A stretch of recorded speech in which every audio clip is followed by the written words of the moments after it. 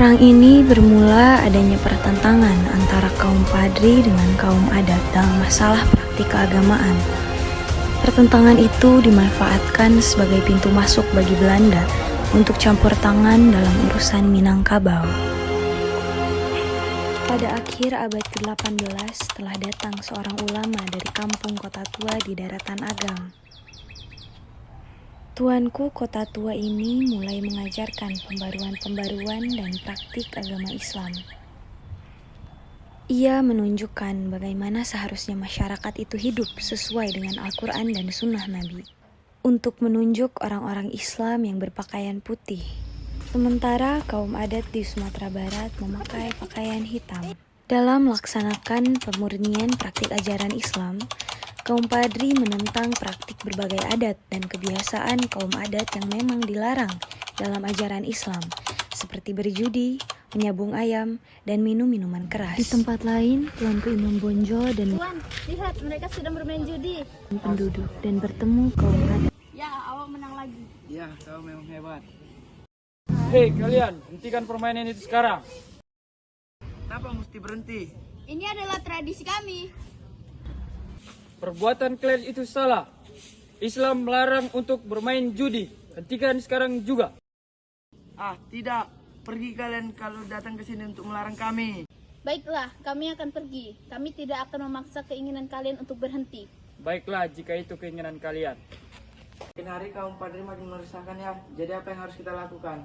Sial, mereka menemui kita dan memberikan ceramah-ceramah yang tidak berguna. Ayo kita serang balik mereka, biar mereka dapat jerak. Tahu, aku mendengar percakapan bahwa kaum adat akan menyerang kaum Padri. Apakah benar? Iya benar, aku mendengarnya dengan telingaku sendiri. Hei, apa maksud kalian? Dari mana kalian mendapatkan informasi itu? Serah kalau kalian mau percaya atau tidak, karena percakapan itu telah terdengar oleh telinga saya. Apakah benar begitu? Kalian tidak membohongi kami bukan? Yaudah kalau kalian tidak mau percaya. Meninggalkan kaum Padri yang sedang kebingungan.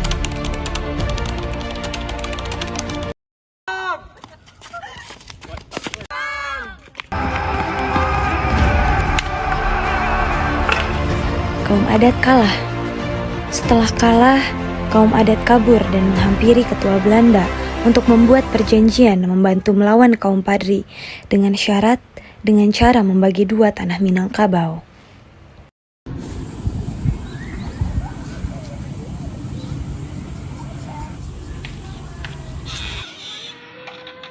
Ada apa kamu datang kemari? Saya ingin kaum Belanda membantu kami untuk melawan kaum Padri.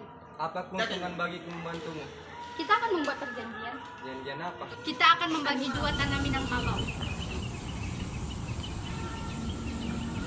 Datuk yang sombong ini sangat bodoh. Besok kita akan membuat perjanjian dengan Tuanku Datuk Imam Bonjol. Alright, akan kutunggu kau besok pagi.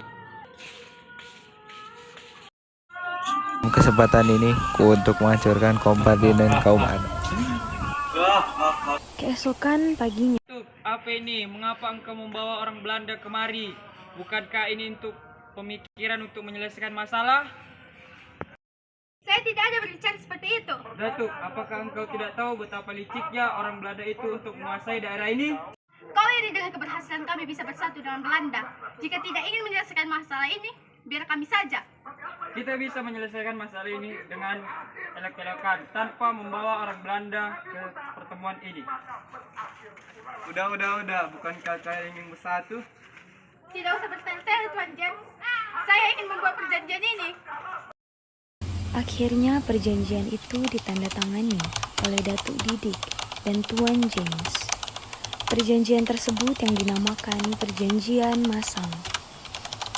Siapa menyangka Belanda mengingkari perjanjian tersebut dengan membuat benteng yang bernama Benteng Fort van der Kaplan di Batu Sangkar dan Fort de Kok di Bukit Tinggi.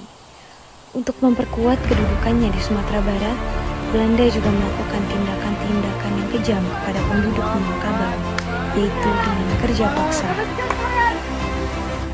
Datu Didik pergi melewati perbatasan untuk bertemu Imam Bonjol. Menyesal mengikuti perjanjian itu. Kini saya melihat bahwa kaum saya banyak disuruh kerja paksa oleh mereka kaum Belanda. Dan Kini, bagaimana cara kita untuk mengusir mereka? Baiklah, mari kita usir orang Belanda tersebut. Kau kumpulkan kasado pengikutmu, jangan sampai ketahuan orang Belanda. Keesokan harinya, perang pun terjadi kembali setelah mendapat bantuan dari pihak Belanda. Dari Pulau Jawa, Belanda berhasil menguasai Pulau Sumatera Barat. Tetapi, Tuanku Imam Bonjol dan pengikutnya berhasil meloloskan diri dari pihak Belanda dan melanjutkan perjuangannya.